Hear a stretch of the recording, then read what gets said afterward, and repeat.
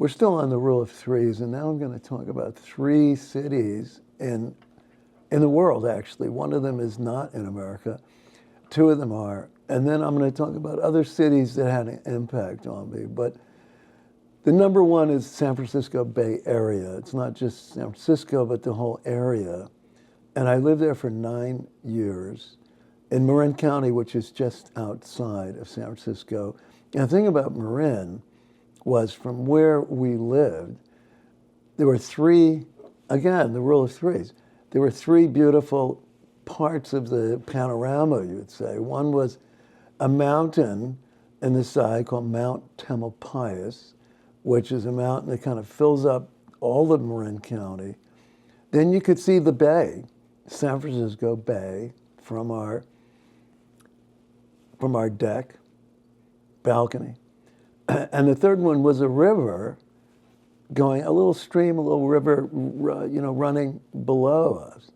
So three incredible parts of what's beautiful about San Francisco. And then everybody talks about there's too much fog, but we had it made. We had the perfect thing because you could see the fog from a distance, but you weren't in it. Could see it, but not be in it. That's incredible. Weather. Temperate weather all year round, like 70s, maybe mid-70s. No mosquitoes. No humidity. No mosquitoes. Perfect weather. Wind, which I love. Okay, two events that are memorable among many that people in the Bay Area know about because they were famous. One was an earthquake. Now, people always say, well, you can't live in the Bay Area because there's too much danger of earthquakes. But the only time we experienced an earthquake that affected us was one time. And we happened to be in the city, not in Marin, but in the city.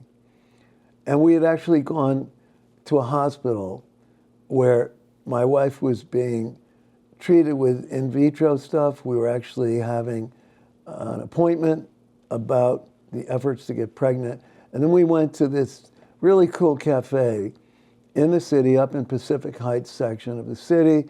And we're sitting in the cafe, and all of a sudden, there's an earthquake. You could feel it, and windows shattered, and it was scary. But then it died. And then Laurel knew that there could definitely be an aftershock because she had grown up part of her life in Chile where she had experienced earthquakes at a young age. Sure enough, about 20 minutes later, there was an aftershock which was much, much stronger than the original. And I think that's when the windows broke, maybe the first time and second time, I can't remember. But I remember we were going to find my car, not to find it, but going to get to it. And it was in a garage, not in a parking lot, but in a garage. And I was really afraid that, well, either that the street was going to just open up, and we'd fall into the depths, or that the parking garage, would have been collapsed, part of it fall on my car, whatever, but it didn't.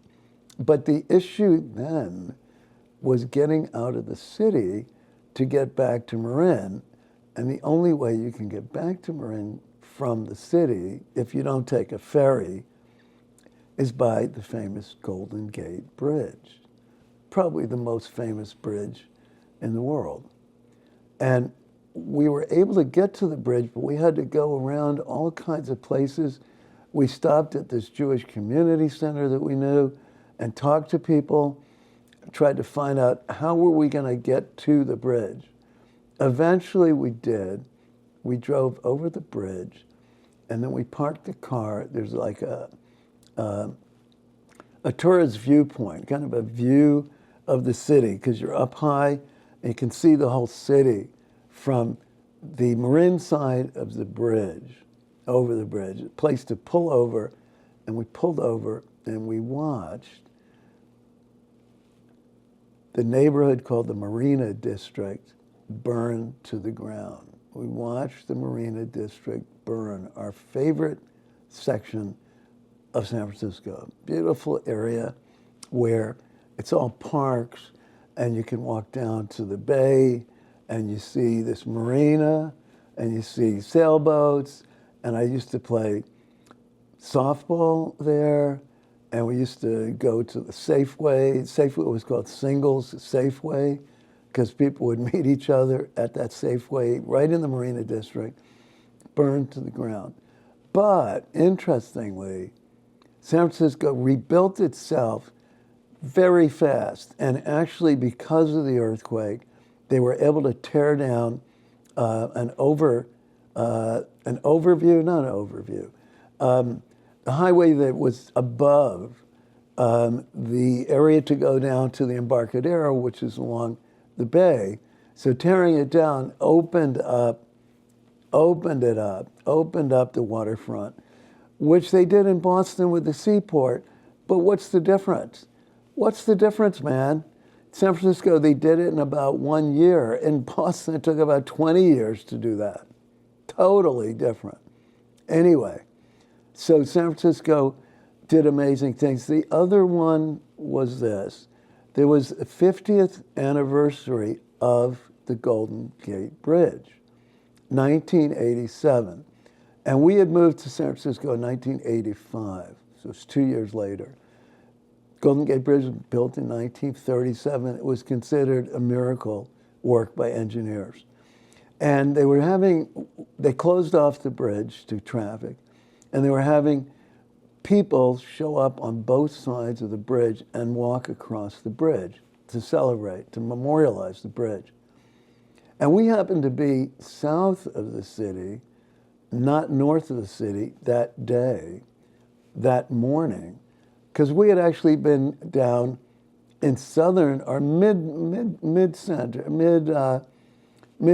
the middle part of the state, not on the coast. Central San Francisco, Central California. We had actually been an amazing thing with Cesar Chavez and the United Farm Workers, because Laurel had been a volunteer with the United Farm Workers when she was 19, back. And she had met Chavez and the leaders of the UFW. And we actually went to, that night, the night before the walk, we went to the retreat center called La Paz, which means peace. A retreat center up in the mountains outside of Delano, I think it is.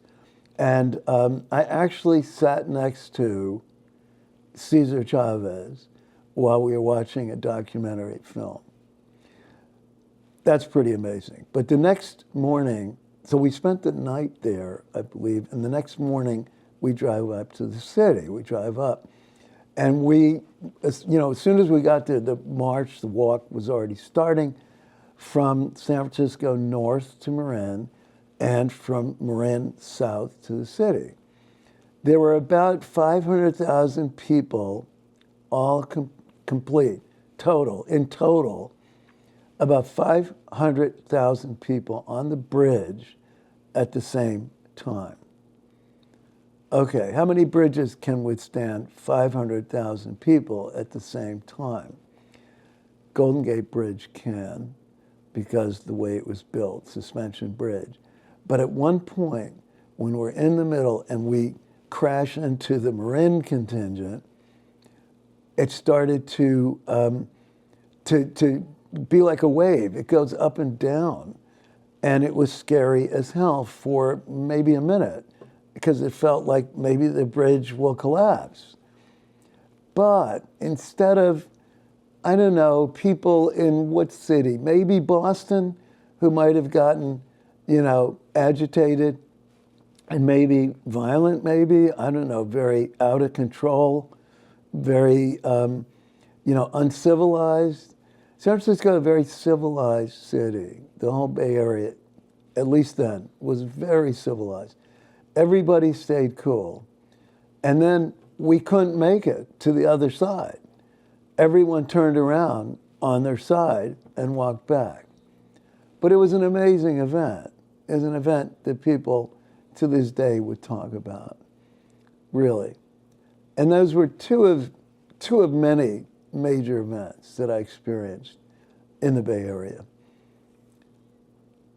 Second city, Washington, D.C., because I was born there. And not many people can say they were born in Washington, D.C. People move there from everywhere, but not many people were born there. I was born in 1951 at George Washington University Hospital, GW Hospital. My father worked for the FCC, Federal Communications Commission, as an economist. He was involved with the regulation of broadcasting. And we lived in Silver Spring, Maryland, which is a suburb of D.C., Montgomery County, which at the time had the best school district in the country. So it was middle class and upper middle class, and it was basically white. It was basically segregated at the time. My family was against segregation, and they did some things even back then to fight segregation. But Maryland was still kind of a southern state, although during the Civil War it fought for the Union, for the North. But growing up in D.C., I mean, D.C. is a beautiful city. And I've gone back twice as an adult to live there, once for law school, and the other one for the first year of social work school. But I would go down many, many times in between.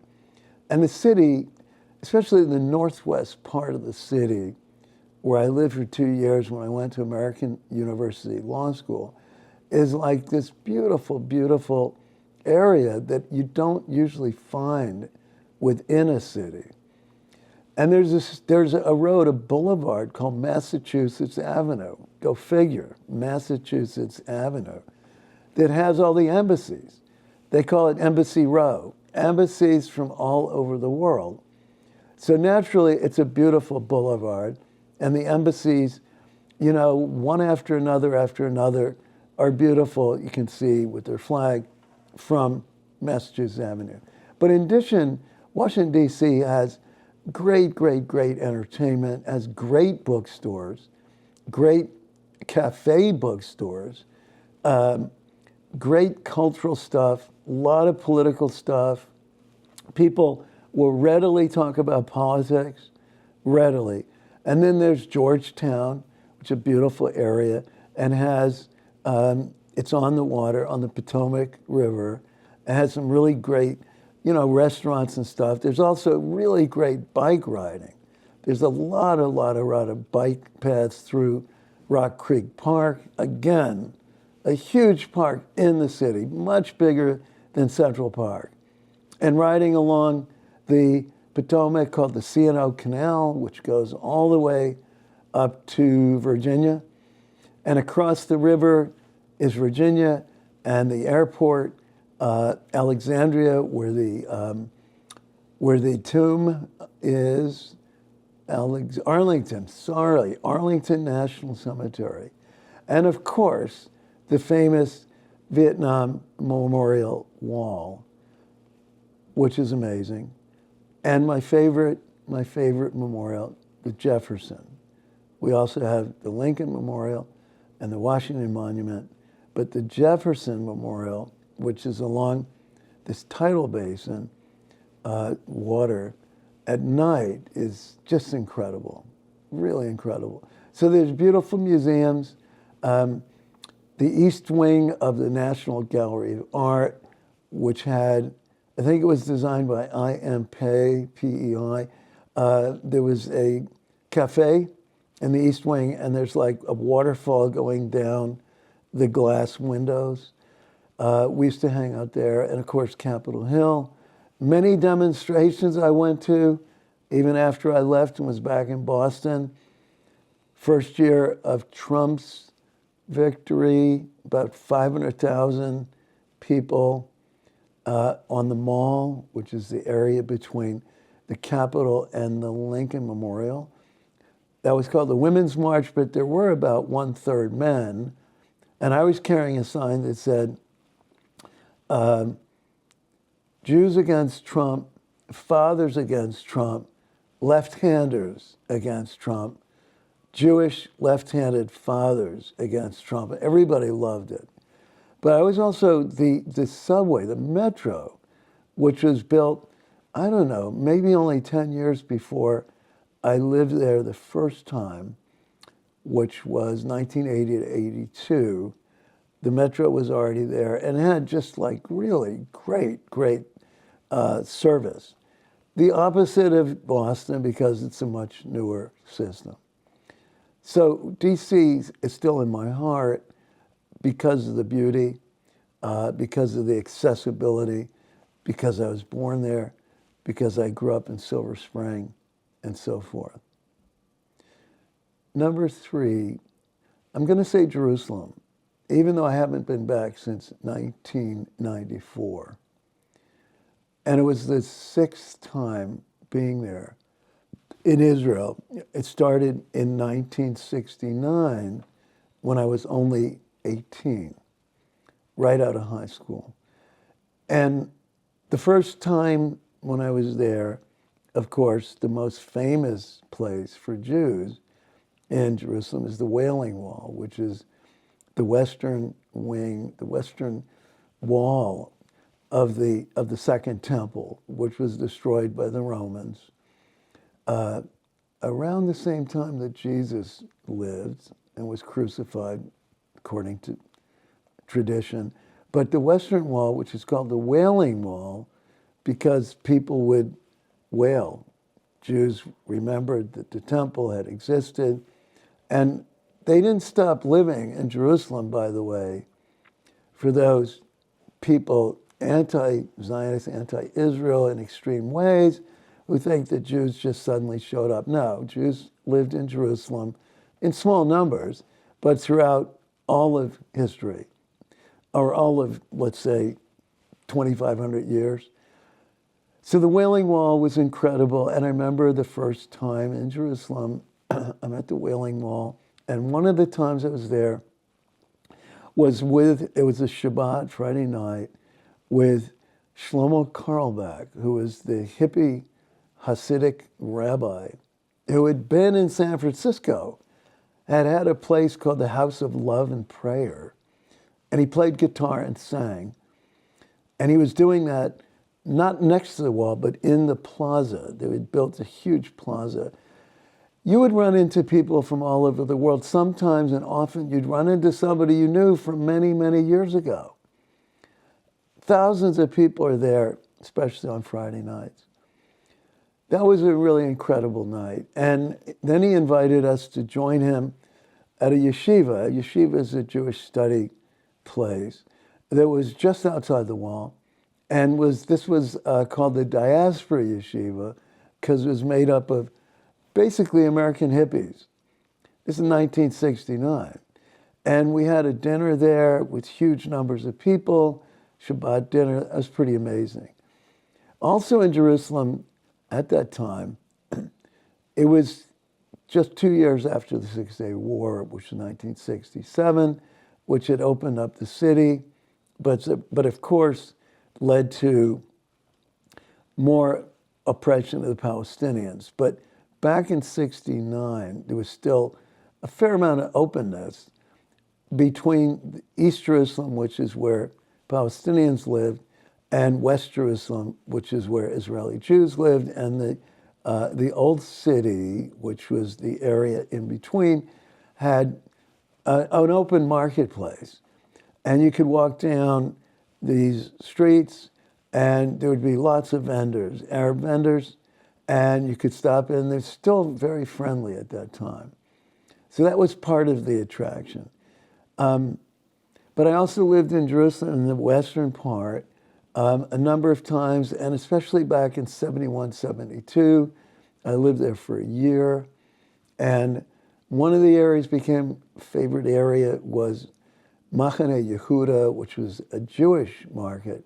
And what I remember, it was mostly Moroccan Jews, and it was very, very loud and boisterous and colorful. And I remembered getting shawarma there, shawarma. I had already fallen for falafel and hummus, but shawarma is like these huge racks of lamb on a rotisserie being cooked at very low or very long, it's a very long process.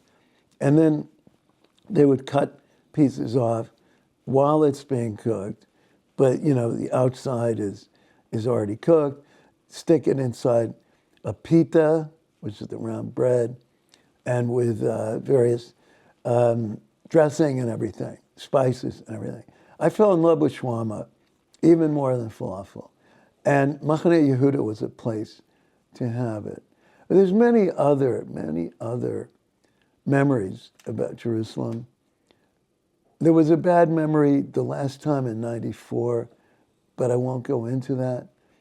And I haven't been back since then, partly because of some of the things I observed in '94, which was my sixth and final time there. And I feel very, very the tragedy of what is going on and the horrendousness of what's going on. So it might be a long time before I go back. But other cities that have affected me, of course, Boston and Cambridge, especially Cambridge. I loved Cambridge back in the day. I went to BU, which is in Boston. LA had a big effect on me.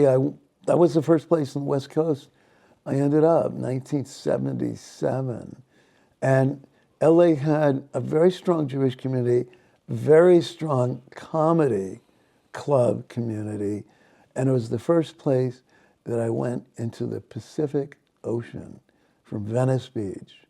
And that was like maybe 2 days after I got there.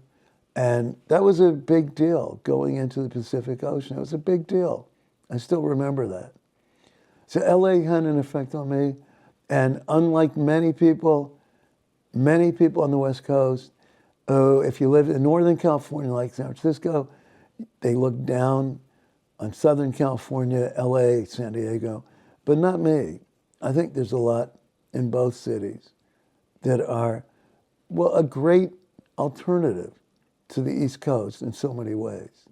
A great alternative. East Coast being, for me, Cambridge, Boston to some extent, DC, and of course New York. What about New York? I couldn't live there, but my God, talk about influences, the whole cultural scene, the whole thing, and the style of people. I happen to like New York accents. I like the New York Jewish culture. I like the New York Latino culture. I like the speed at which they talk. I like the bodegas open all night, delis, bagel places. Yeah, Central Park. Yeah, Columbus Circle, the Village. Yeah, it's had definitely an influence on me. So, a lot of cities, a lot of place, a lot of geography.